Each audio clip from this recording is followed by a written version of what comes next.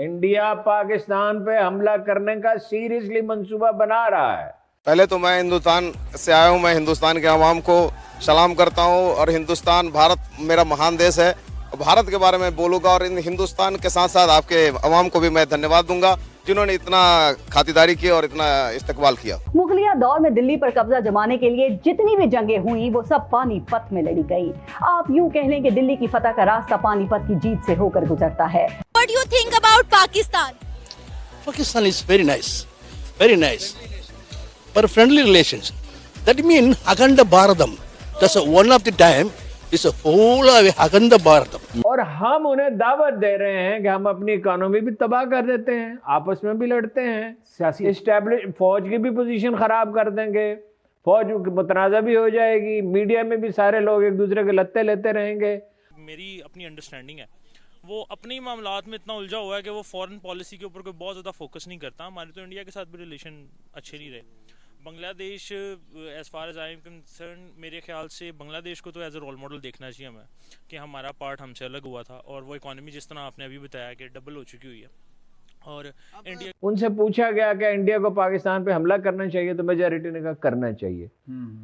अब इन 22 सालों में तो वो हिजान और वहां बढ़ गया है, हिंदुत्व का असर बढ़ गया, हालात जैसे हैं और वो ऐलान कर चुके हैं हम अपना कश्मीर और गिलगित बल्तिस्तान लेंगे। बांग्लादेश की बात नहीं करते, हम अफगानिस्तान की बात कर लेते हैं। अफगानिस्तान की इकोनॉमी हमसे ज्यादा स्ट्रांग है, उनका रुपया हमसे ज्यादा स्ट्रांग है। उनको किसी को ये खतरा नहीं है कि वो डिफॉल्ट कर जाएंगे।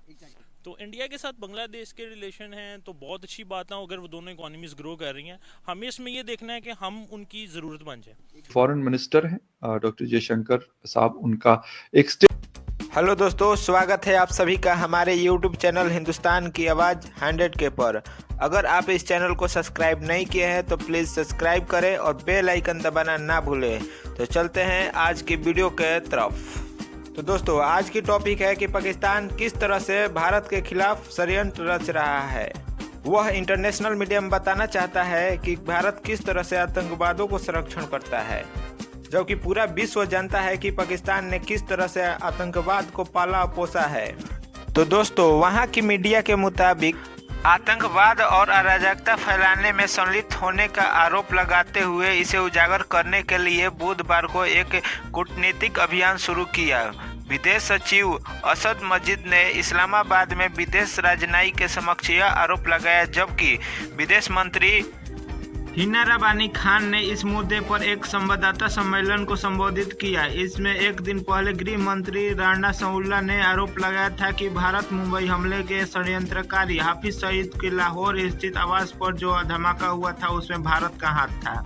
जम्मू कश्मीर के पुंछ सेक्टर में नियंत्रण रेखा पर गश्त लगा रहे 5 जवानों की हत्या के बाद ही मंगलवार की मिलिट्री ऑपरेशन महानिदेशक ने पाकिस्तान के अपने उच्च अधिकारी से फोन पर बात कर विरोध जताया था।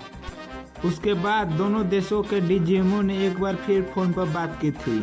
तो दोस्तों, आपको बता दें कि जिसके पास खाने के लिए रोटी नहीं, जो कंगाल होने की स्थिति में है, तो वो इसी तरह की बातें करता रहता है।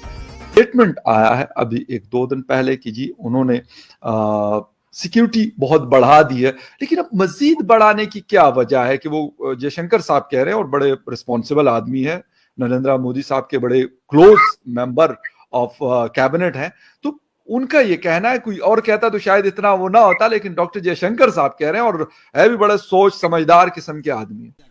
चाइना और इंडिया की वॉर चलती रहती है लेकिन वो एक दूसरे का कभी बॉयकॉट नहीं करते। वो एक दूसरे से हमेशा सेल परचेज चलाते रहते हैं क्योंकि उन्हें पता है इंडिया बहुत बड़ी मार्केट है।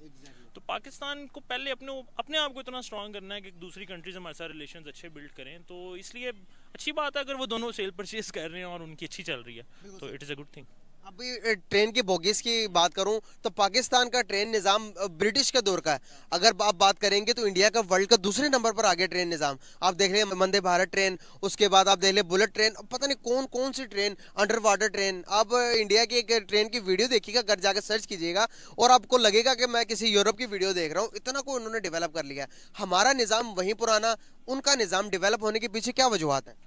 डॉक्टर जयशंकर साहब ने एक सवाल के जवाब में बोला गया था कि जब उन्हें ये राहुल गांधी जी का एक आरोप लगा था कि भाई गवर्नमेंट इज स्लीपिंग, गवर्नमेंट को पता ही नहीं चाइना में क्या हो रहा है, चाइना हमारा 20,000 किलोमीटर एरिया खा गए, उस पर आता हूँ 20,000 किलोमीटर की भी बात करेंगे थोड़ी। अब हुआ क्या फकर भाई, बोला भाई वहां पे जो डिप्लॉयमेंट है ऑल टाइम हाई है, इतनी deployment man machinery man power और लॉजिस्टिक्स की आज तक नहीं थी।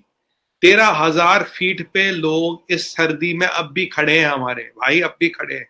13,000 feet is a dam cold, मतलब -15-20 आ जाता, मुझे नहीं पता। इतने हाइट पे हमारे भाई खड़े हैं, इससे बड़ा डिप्लॉयमेंट हिंदुस्तान ने आज तक नहीं किया। और आप कह रहे हो कि वहां लोग नहीं खड़े। हम चाइना को कभी भी यूनिलैटरली बॉर्डर की पोजीशन चेंज करने नहीं देंगे। सबसे पहली चीज़ ये है कि उनका विजन जो है मैं समझता हूँ कि बहुत स्ट्रॉन्ग है। उनकी गवर्नमेंट्स चेंज होती हैं, लेकिन उनका जो एक बेसिक पर्पस है कि हमने अपनी कंट्री की बेनिफिशियल के लिए काम करना है, वो नहीं चेंज होता। हमारे यहाँ पे ये है, अभी गवर्नमेंट चेंज हुई है, जो नया आया उसने कहा पीसीबी में भी मेरा बंदा आ जाए, वहाँ पे भी मेरा बंदा आ जाए। और चेंज करना प्रॉब्लम नहीं होती, प्रॉब्लम होती है कि हमारी पॉलिसी जीरो से स्टार्ट हो जाती है। जो गवर्नमेंट आती है वो अपनी पॉलिसी को जीरो से स्टार्ट करती है। रेलवे की आपने बात की, तो मेरे ख्याल से जितने अंग्रेज़ यहाँ पे ट्रैक छोड़ के गए हैं 75 साल के बाद, उससे कम ही हुए होंगे, उससे ज़्यादा नहीं हुए होंगे। और ट्रेन्स भी अभी वही चल रही हैं, स्टेशंस भी वही चल रहे हैं। हमने इस चीज़ की तरफ इतना फोकस नहीं किया, इंडिया ने फोकस किया, उसने जो है वो इसमें इनोवेशंस भी की हैं।